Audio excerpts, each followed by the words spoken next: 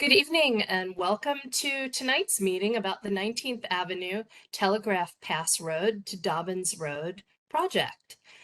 I appreciate you spending some time tonight with us.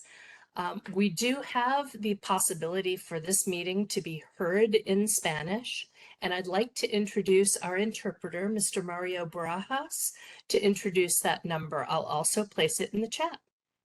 Mario?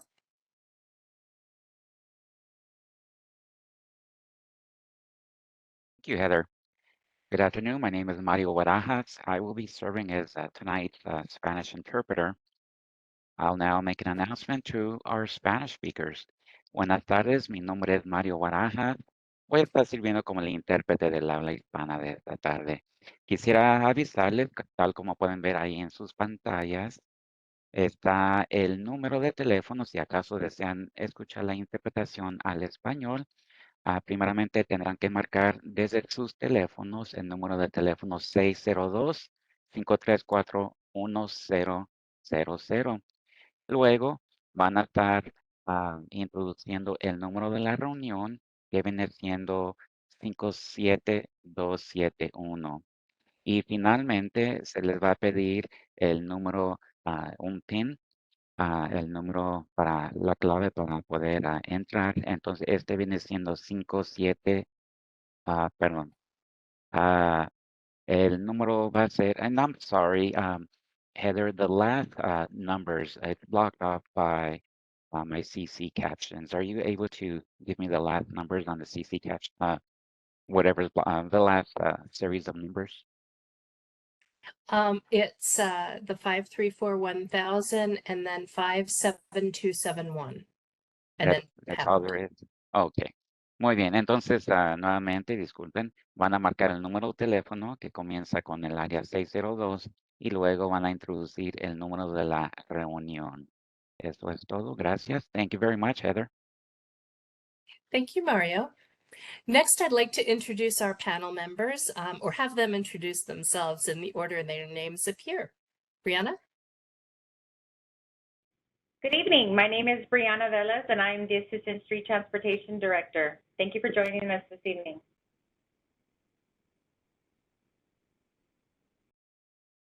Good evening. My name is Ruben Lawley. I'm Deputy Director for Street Transportation Design and Construction Management. Good evening, everyone. My name is Leticia Vargas. I'm a Special Projects Administrator. Welcome to this meeting.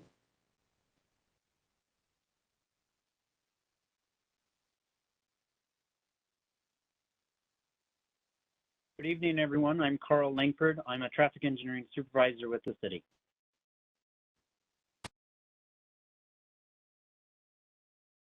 Good evening, I'm Marielle Brown. I am the project manager for this project. Thank you. Marielle, I was just going to tell everybody a little bit about how this meeting will flow tonight. We'll review the public meeting goals and guidance. We'll do a little audience poll. So those things in yellow are the opportunities for you to interact with us and help us understand what you'd like in your community. We'll review the project area and share the proposed changes. We do have 10 people signed up already to speak who were pre-registered to speak, and we have a couple of comments. Any comments that were submitted, if we don't get to read all of them into the record here in today's meeting, please understand they will be part of the permanent record. They will be reviewed by the project team. The way that the communications team will work tonight is we'll take questions from Mario's Spanish language line. Then we'll go to the pre-registered questions and speakers. I'll explain how to use the Q&A and chat box in a moment when we get to the WebEx slide. But there are multiple ways to interact. And if we don't get to everybody's questions, please understand that the project team will review everything. The next slide should show you how to interact if you're not familiar with the WebEx platform, which is what the city uses for interactive online meetings. The big diagonal arrow points to the chat area. That will allow you to bring up the chat screen, the Q&A screen, and when the poll questions are launched, you will see them there on the right-hand side of your screen. Please submit questions for the team in the Q&A. We'll get to as many as we can. Comments, things you just want the project team to think about, please submit those in the chat. And with that, I'd like to review the schedule for this project. That is tonight being the public meeting. Then we'll have a survey that launches at 6 tonight and goes through September 15th at 11:59 p.m. The project team will review all of your input and make a decision in the fall or winter of this year. And then the striping would be scheduled for sometime in the spring. And with that, I'd like to turn it over to Brianna to begin tonight. So good evening, everyone, and welcome to the 19th Avenue Telegraph Pass to Dobbins Road public meeting. I really want to thank everyone for taking time out of your busy schedules to join us this evening to hear more about the proposed bike lane project. We have heard directly from the community that there are concerns with speeding and overall traffic safety on this roadway. So one of the recent changes our department made was lowering the speed limit from 35 to 30 miles per hour on 19th Avenue from Olney to Dobbins Road. The proposal you're going to hear about tonight is another tool that can help calm traffic while also creating an opportunity to more safely ride your bicycle on this section of 19th Avenue. Some of the options you're going to hear about tonight do impact parking, so please make sure you fill out the survey. We want to hear from the entire nearby community, so we hope that, if you have friends and neighbors that weren't able to joining us this evening, that you can share the survey link so that they have the opportunity to have their voice heard regarding the proposal. And so with that, I'm going to turn it over to Marielle Brown, who will take us through the entire presentation. Great. Thank you, Brianna, for the wonderful introduction, and thank you, Heather, for hosting the meeting. I'm Marielle Brown. I'm the project manager for this proposal, and I'm excited to be here tonight to talk about it. So tonight we're talking about 19th Avenue from around Telegraph Pass Road to Dobbins Road. But before you hear me talk about it, we want to hear from you and learn about how you're connected to this project area. So please take a moment to fill in the poll that will pop up in the lower right-hand corner of your screen and let us know, what is your relationship to the project area?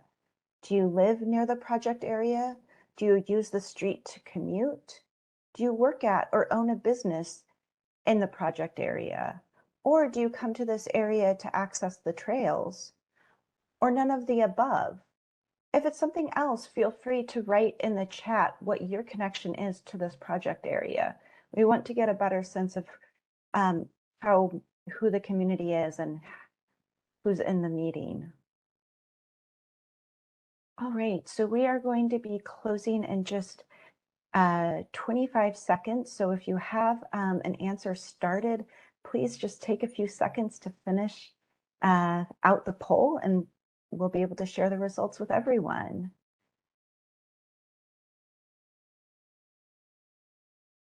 Great.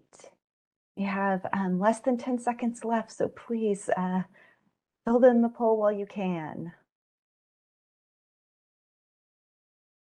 All right, great. So it looks like we have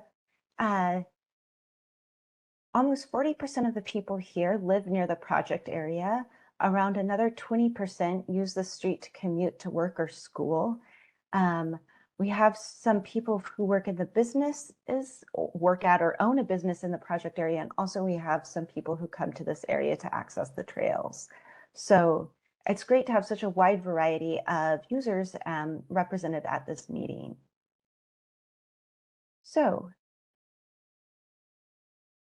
tonight, we're proposing bike lanes as part of the City of Phoenix's Complete Streets policy. Since 2017, the City of Phoenix has had a policy that requires us to design streets with walking, biking, transit, and driving in mind.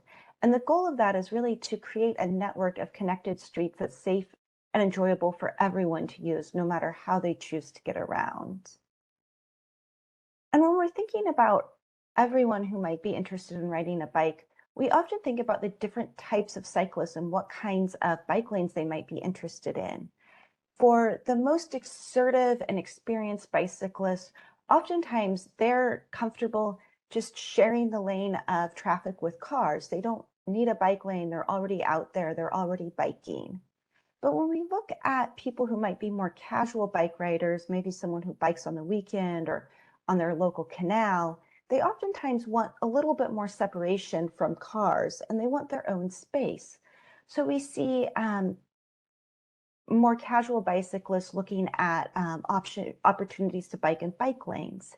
And then finally, when we widen it out to anyone who might be interested in riding a bike, including people who aren't currently riding bikes because they might feel a little bit scared of streets with only a bike lane. They're oftentimes interested in a buffered bike lane that has more space between them and the cars, or even a protected bike lane that has some kind of vertical element to offer or to separate them from the driving cars.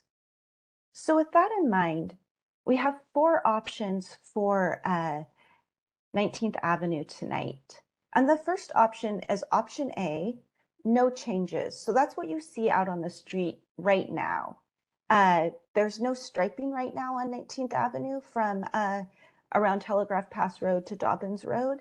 There is 1 lane of traffic in each direction, and there is parking on both sides of the street in places, though there are some restrictions, parking restrictions, and we wouldn't be changing any of those parking restrictions.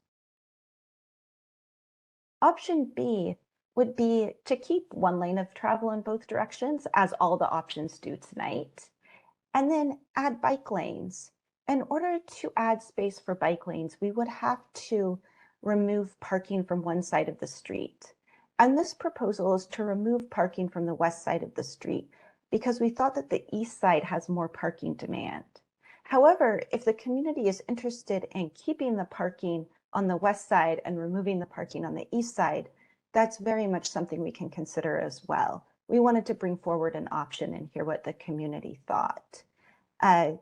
So in this option, we wouldn't be changing any of the existing parking restrictions. They would all still be in place. We would just be adding a parking restriction on the west side of the street.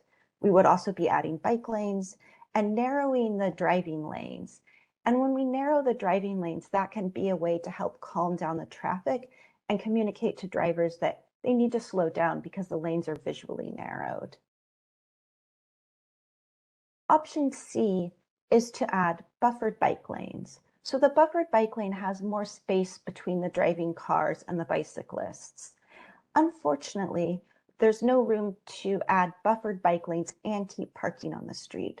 So in option C, we would have to restrict parking on both sides of the street in order to add the buffered bike lanes. And then option D is similar to option C. The paint would look very similar. We would have buffered bike lanes with vertical delineators, so vertical protection along the side of the bike lanes. And those can really help to show that there's a bike lane, to really call attention to the need to slow down and drive carefully. So this slide shows the impacts to parking that each of the 4 options would have. For option A, again, there would be no changes. There are some existing parking restrictions on the street, and those would stay the same.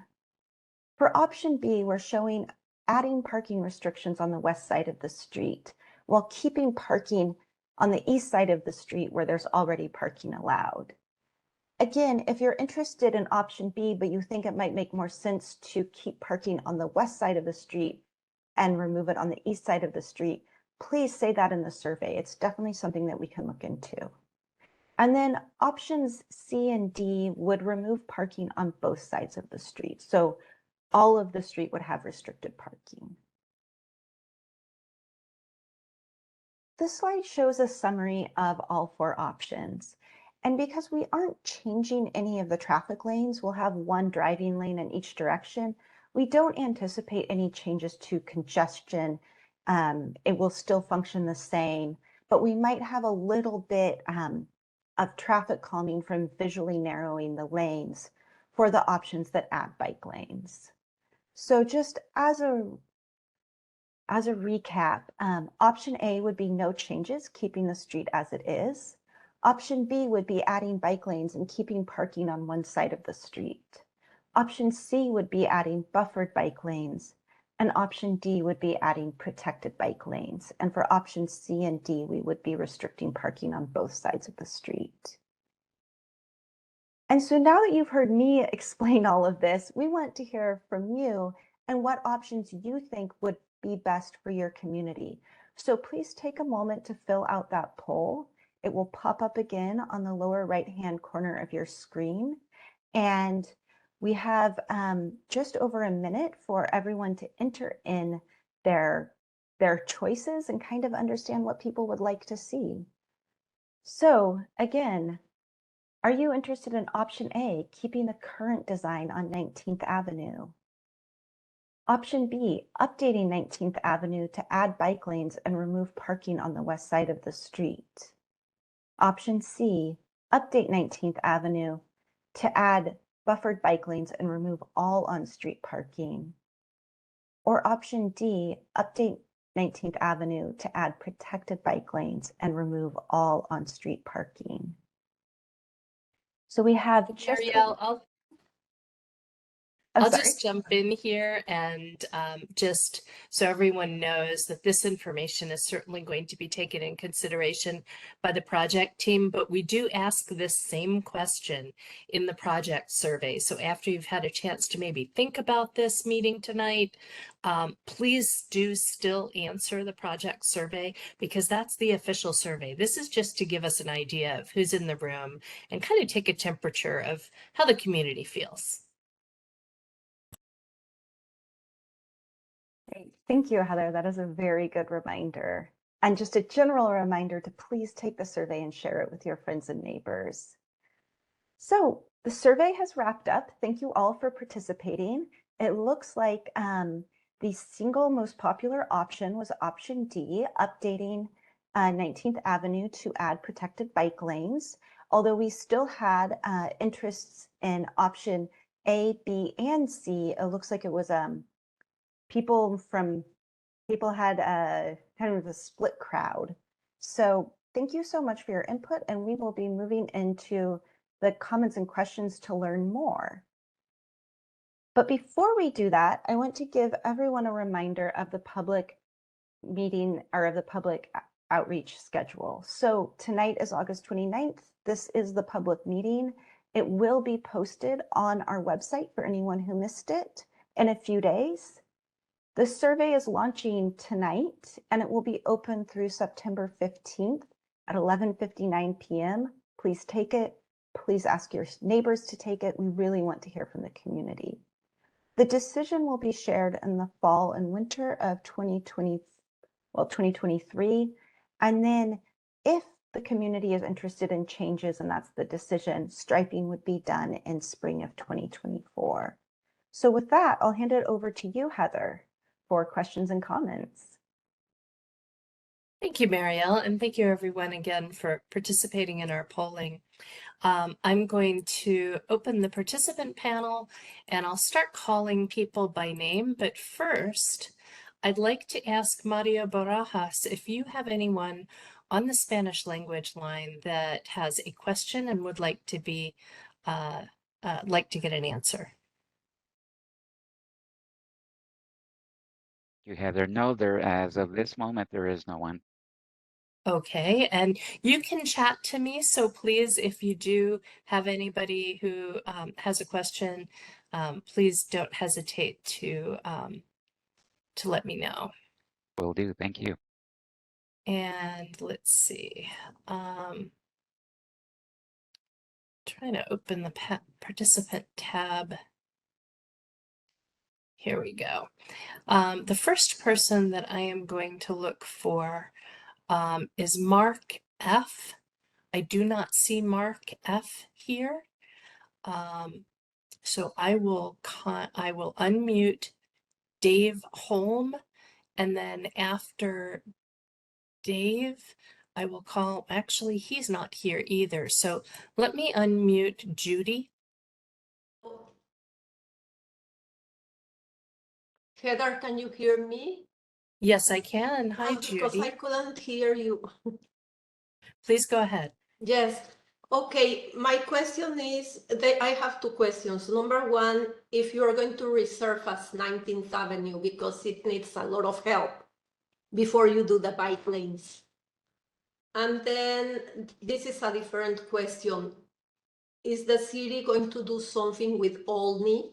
Because if you don't allow parking on 19th Avenue, I like option D, of course. But if you don't allow parking, all that traffic is going to go to Olney, and we're going to have a problem there with people because we have horse trails, and it is a rolled sidewalk, which is very easy, or rolled curb, and I'm sorry, and it is very easy for the cars to park on the horse trail that also serves as a sidewalk for hikers. So now we're going to have a lot of problems on Olney. And I wanted to know, we need to do something with Olney too. Thank you, Judy. I'll open that up to the panel. And just in the meantime, there is a feature that has changed on WebEx. So you may get a question to unmute yourself. When it's your turn, please go ahead and take advantage of that so that we can hear you speak. Team, do you have an answer for Judy? Hey, so this project is looking just at 19th Avenue. So if there are anticipated parking impacts to Olney, the city does have a program where residents are able to request parking restrictions on their street. I'll hand it over to Carl because he can answer that in more detail.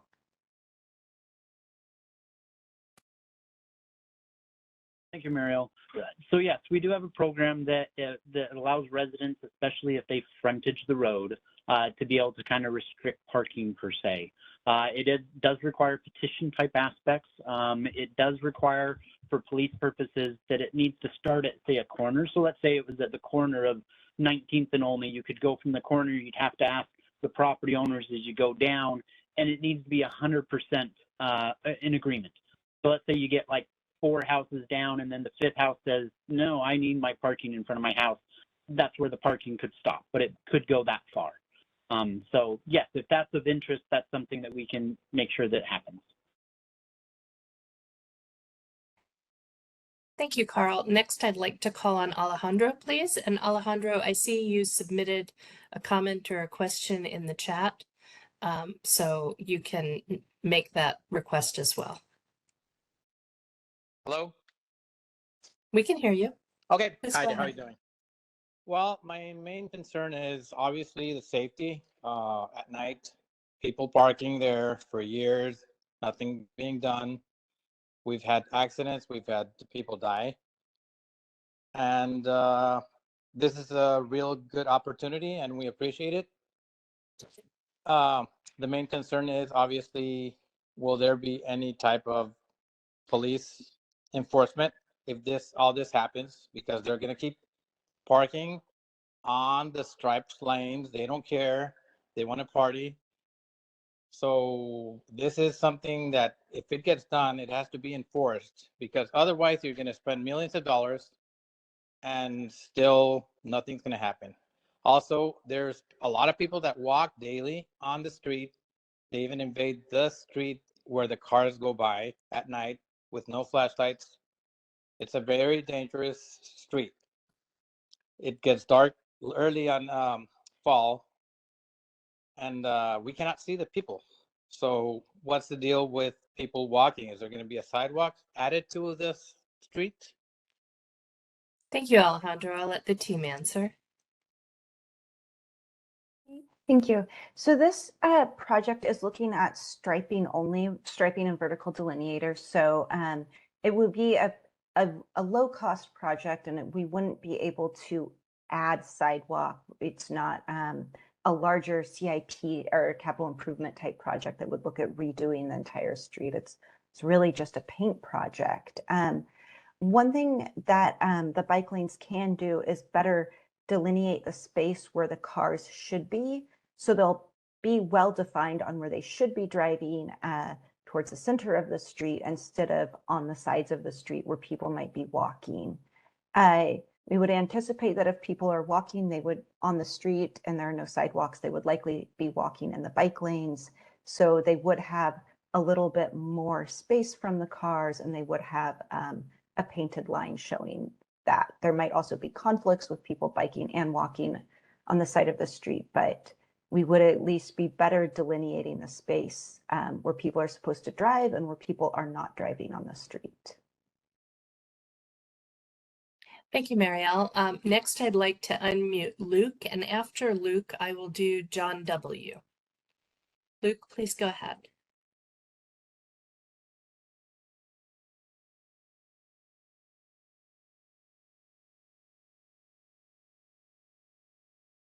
Luke, are you there? Okay, it's possible that Luke does not have a speaker or it's not working. Luke, please use the chat or the Q&A feature and we'll try and get to your question. Now I'll go to John W. I live on 19th Avenue. From what I'm hearing, most of the people who have commented probably live in one of the subdivisions off of 19th Avenue. As far as bikes, I bet in the 25 years I've been here, I haven't seen 30 bicycles on this street. There may have been when I'm not around, but figuring that amount of time, I would have seen more bikes in there if it was used on a regular basis. What I would love to see on 19th Avenue is on the east side of 19th Avenue, a nice, probably wide lane marked off for pedestrians and bikes if they want to use it, and parking on the west side of 19th Avenue. There's probably more people walking up 19th Avenue than there are biking up 19th Avenue. As far as the speeding, there is quite a bit of speeding. A lot of it happens, you know, when people want to try out their cars, so they go to the top of 19th Avenue and they see how fast they can go down the downhill. And that's not just for cars. I've seen it done with bicycles and skateboards. So, you know, it can be hazardous for that. I also see a lot of these little four-wheel drive or four-wheel motorcycles and stuff going up and down the street. And I know those kids are probably around 13, 14 years old. And, you know, this is probably a problem for their parents. But I just would not like to see the street restricted to the point where there's no parking on the west side, because most people park on the west side of 19th Avenue and they walk up 19th Avenue. This time of the year, you don't see much, but when it starts cooling off, there'll be cars parked all along 19th Avenue with families walking up and down the street. Thank you. Thank you, John. And simultaneously with John's question came a question in the chat, and I think the two are related. So it is, you know, if we're trying to control speed, why don't we just install speed humps or speed bumps? There's no reason to add bike lanes when there are no bikers, but lots of people walking. So I'd like to toss that. Normally I don't take things out of order, but I think that's directly relevant to what John just said. So I'll toss that to the team. Hi, Heather. I can speak to that. So Dobbins, or sorry, 19th Avenue is a collector street in this area. And it did recently receive a speed limit change on the section from Olney down to Dobbins that lowered it to 30 miles an hour. We did have a request probably a couple of years ago, I think, I can't recall exactly, regarding speed humps along the road further up near the top of the hill. One of the things with speed humps that we look at is the steepness of a road. If it's too steep, speed humps don't work well. You have the potential to kind of launch vehicles in a sense, and that's generally not a good thing.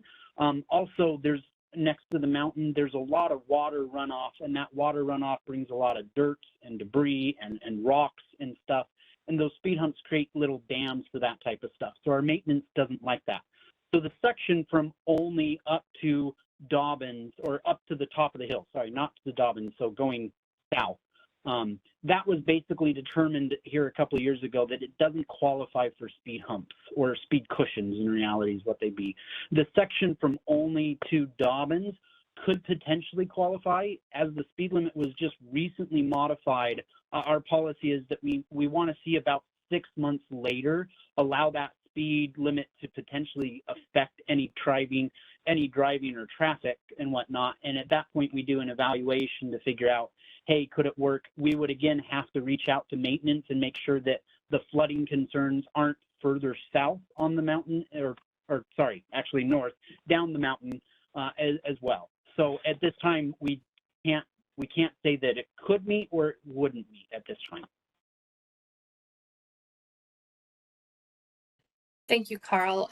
I just checked in again with Mario Barajas, and we do not have any questions on the Spanish language line at this point. Next, I will unmute Erica Juarez. Erica, please go ahead.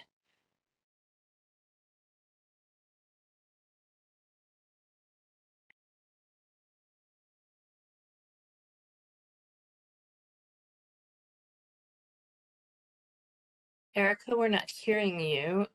We can try and come back to you in a second or try again. Hello? Hi. Yes, welcome. There we go. So I had a few questions regarding the safety of this road. So looking at it through a map, there's hardly any lights, and if there are, they're very spread apart. Do you guys have a plan to add more lighting onto this street in order to make it safer for bikers or just pedestrians that are walking, especially during night? Thank you, Erica. I also have, if you guys have any other additional streets that you guys are going to be doing any other type of change around this area.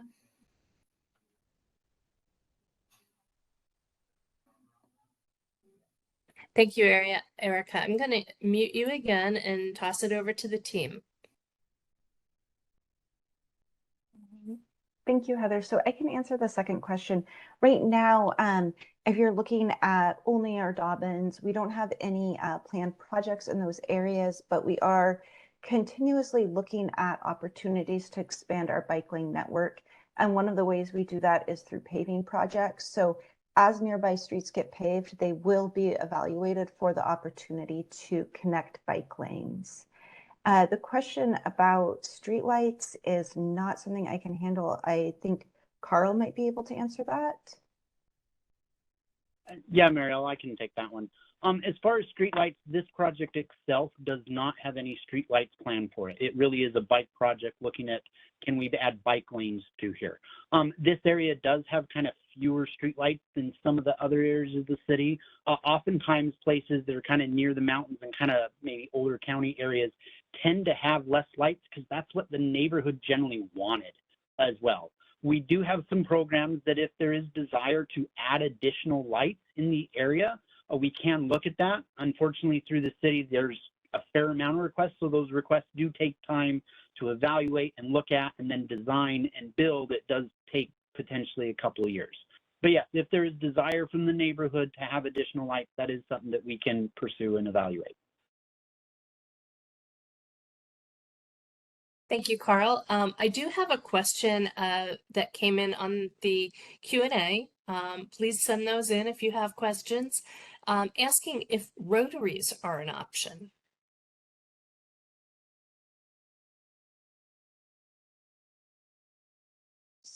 Oh, I can take that one, Mariel.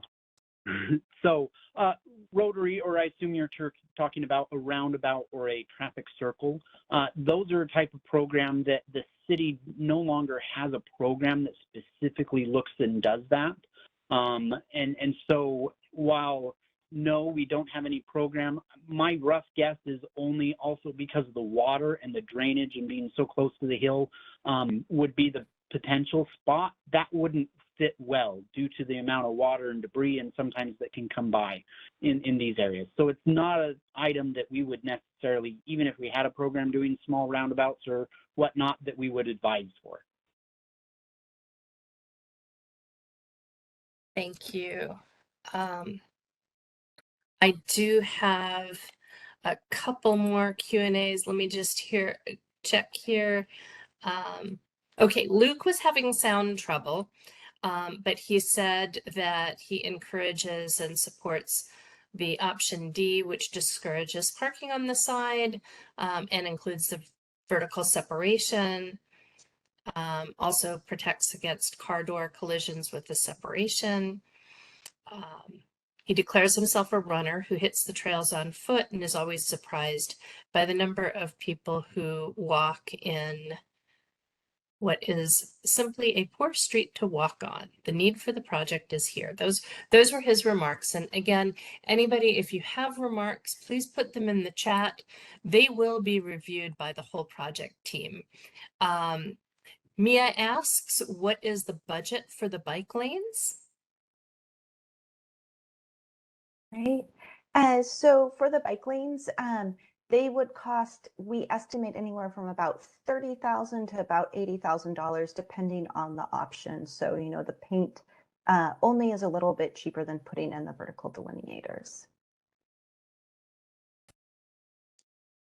Okay, I'm looking at the questions that have been submitted. Mia asks a follow-up question. How many have already been inputted? And by that, she may mean how many bike lanes we have in the city. I'm not sure if that's her question. So Mia, I'm going to go ahead and unmute you so we can make sure we're answering the right question. You can speak now.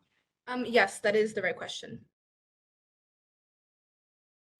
So that is a number I should know off the top of my head, and I do not know. I do know that we have a goal to put in about 30 bike lane miles per year. So it's 31 or 30.9.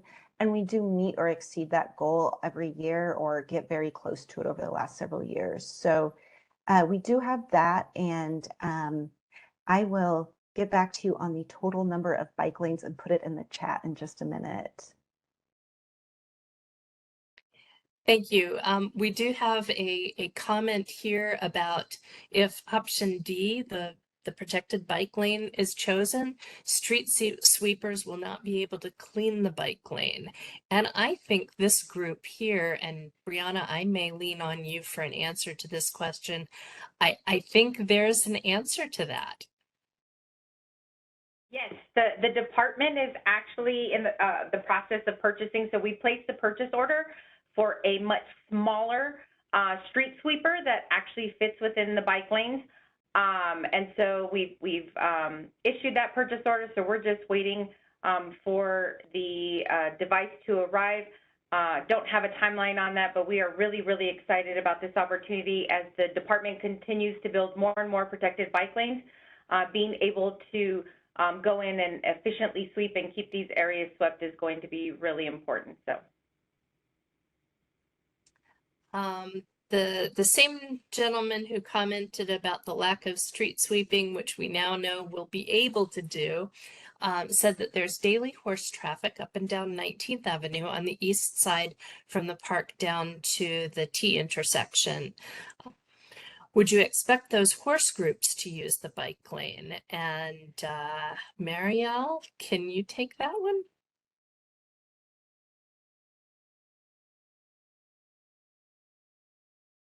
Sure. So in terms of horse groups using the bike lanes, I would expect them to use the lane of travel, but I believe that they would be allowed to use the bike lanes as well. Typically, I think they stick to the edge of the street, just like a pedestrian or a bicyclist would. Thank you. And I have Mia M as the last person that asked to speak, and then I'm going to look at the submitted questions and make sure we've covered all of those. So Mia M, you can go ahead and speak.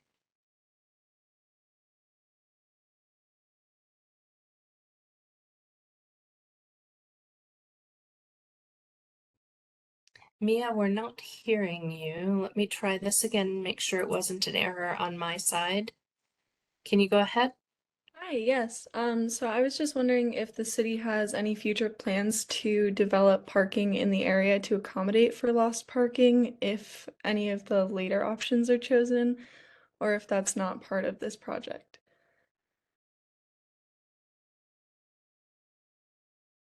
Thank you, Mia. Oh, we do not have any plans to develop any future parking. So for bike lane projects, if the community is interested in using or in having a bike lane over parking, then that is how we update the street. And if they're more interested in keeping parking, then we keep the parking on the street. But we don't develop additional parking. Okay, I have a question that has sort of been asked, but we can revisit the timeline a little bit. How long will the project take from start to completion? And is there a proposed schedule? So Marielle, maybe you could go back to your proposed slide, and you or Carl, once we have a decision, it's just a matter of scheduling the striping, and depending on the option, about how long would it take to actually implement? I can answer more of the question regarding how long. So let's say we went with just a bike lane aspect. The bike lane would probably take basically a day to install most of the striping. There's a couple of detail striping, such as the bike stencils, that a smaller crew would come back and do maybe a week or so later. Sometimes a couple of weeks, just depends. If it was the full, say, option D with the delineators, then it does take a bit longer to install. Each of the delineators take a bit more. They actually have to drill the asphalt to anchor them into the ground. And so it's fairly intensive. And I anticipate overall it's roughly 3 to 4 days worth. Again, it depends on how big a crew is sent out here. Likely, again, the striping would potentially happen to begin with, and then the delineator installation would take place over the next couple of weeks. I forget who asked the horseback riding question, but we did have somebody submit in the Q&A that as a horseback rider, they prefer, at least this individual prefers to ride in the dirt because the pavement is somewhat slippery. Different question, different person, participant. How will the no parking option be enforced? We get this question a lot. I can take that question. Go for it. Okay. Along with installing so let's say an option required no parking, we would end up installing additional no parking signs throughout the project area. And then it would be enforced just the same as the current signs that are out there are enforced. Ultimately, it generally requires the public to kind of notify police, hey, we have parking in the no parking zone, and then the police come out and do enforcement. This is an area of town where enforcement wouldn't be proactive per se. So yeah, it would operate similar to how the no parking sections operate today. And I have a number for the police non-emergency line, and as soon as we get to the next question or comment, I will drop that into the chat. And then we have a question related to mail service. How would people get their mail if there's no parking on 19th Avenue? Not sure I understand the question. Let me see if I can unmute you, John. Maybe you can give us a little more input on what you're thinking there. Please go ahead. Presently, I think probably 99% of the people who live in the area of 19th Avenue retrieve their mail from community mailboxes. I know of 2 of them that are along 19th Avenue at this time. So presently, people, will drive down, pick up their mail, go home. But if you can't park there, how do you get your mail?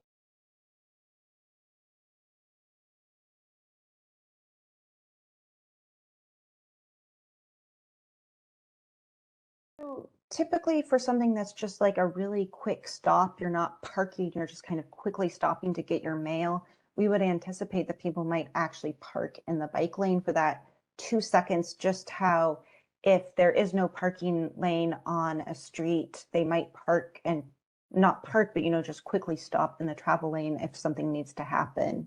So that is definitely something that we can consider as we're looking at the options, and maybe it's a reason to look closely at an option B where some parking is preserved. Thank you, Marielle. We have a question about connectivity.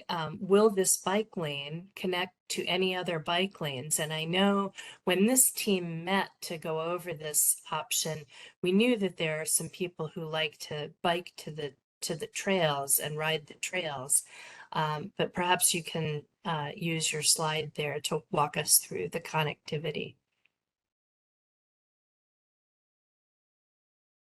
Yeah, absolutely. So this slide shows the current bike lanes in the area. It will not connect to an existing bike lane right now, but the department is always looking to expand our bike lane mileage. We do add almost 31 miles of bike lanes per year, or bike lane miles per year. And so as we build out our bike network, we would be looking to connect to this so that it's not just one bike lane, but every piece of our network has had to start somewhere. So as you can see, we do have some bike lanes on Dobbins Road. We have not been able to extend them to 19th Avenue yet, but we are always looking to connect our existing bike lanes and to expand new bike lanes so they can connect into the network. It also does connect to Western Canal. This section of Western Canal is currently unimproved, but we do have a goal of connecting or building paths along 90% of the canals in Phoenix by 2050. That is a goal set by the Climate Action Plan, and it's something that the department is actively working towards. So while there's nothing currently planned on this section of Western Canal, we do anticipate that in the future there will be a connection. And then finally, the City of Phoenix just wrapped up the active transportation plan, and it was approved by council. Part of that plan recommended a program to expand our bike network and our active transportation network by working closely with communities to be able to do a lot of community outreach, figure out where people are going, what local connections they want to make. And we're going to be launching that program very soon. That will also be another opportunity to expand the network of our bike lanes and make sure that we are connecting what we currently have in any future bike lanes as well. Thank you, Marielle. This is a question for you, Marielle, or perhaps Carl. How resilient are the vertical barriers? Could there be vandalism that would affect them? So, go for it. Go ahead, Mary. Okay, I can take that one. So they are designed to basically be hit a fair amount. The vendors actually say they'll withstand up to 50 hits through their lifetime at 55 miles an hour. Now, is that always true? I don't know. Could you actually potentially, hand take them and play with them and potentially rig it so it comes apart? You'd need a small tool to do it, but probably not super difficult. Ideally, that doesn't happen. So as far as vandalism, we don't see a lot of them. They are designed to be able to be hit, and they're spring loaded. They bounce back up with that. So we haven't seen much vandalism with these throughout the city at this time. Thanks, Carl. That concludes the questions and comments that I've seen here and the pre-signed up individuals who requested to speak. As Marielle mentioned, we are recording this meeting. So what we hope will happen is that you will tell them about this interesting proposal you heard from the City of Phoenix and refer people to the website. I did put that in the chat. I will copy that into the chat again. When this meeting ends, you'll go to the meetings page and be able to click over and do the survey. Do you have any final remarks, Brianna? Or team? I just wanted to say I know that we have over 800 miles of bike lanes in the city of Phoenix. I have not been able to find the exact number because I'm currently sharing my screen. So I will reply to you, Maya, and let you know what that exact number is. Thank you. So I just wanted to say, Heather, thank you to everyone who joined us this evening. You guys had some really great questions. You know, if you have any additional questions between here and when the survey closes, please reach out. Again, please share the survey with your friends and your neighbors in the area. We really want to hear from as many community members as we can because we want to make sure this is meeting the needs of the community and for all of you who live there. So again, thank you. And I hope you guys all have a wonderful evening. And just one more remark to follow up on what Brianna said. There is an open-ended question. If you have any questions or comments for the project team, please do take advantage of that option. Our team is very diligent about getting back to people. It may not be tomorrow, but we will try and get back and make sure we've answered all of your questions. So with that, I'll give you back some of your evening, and I appreciate your time and the time of this team.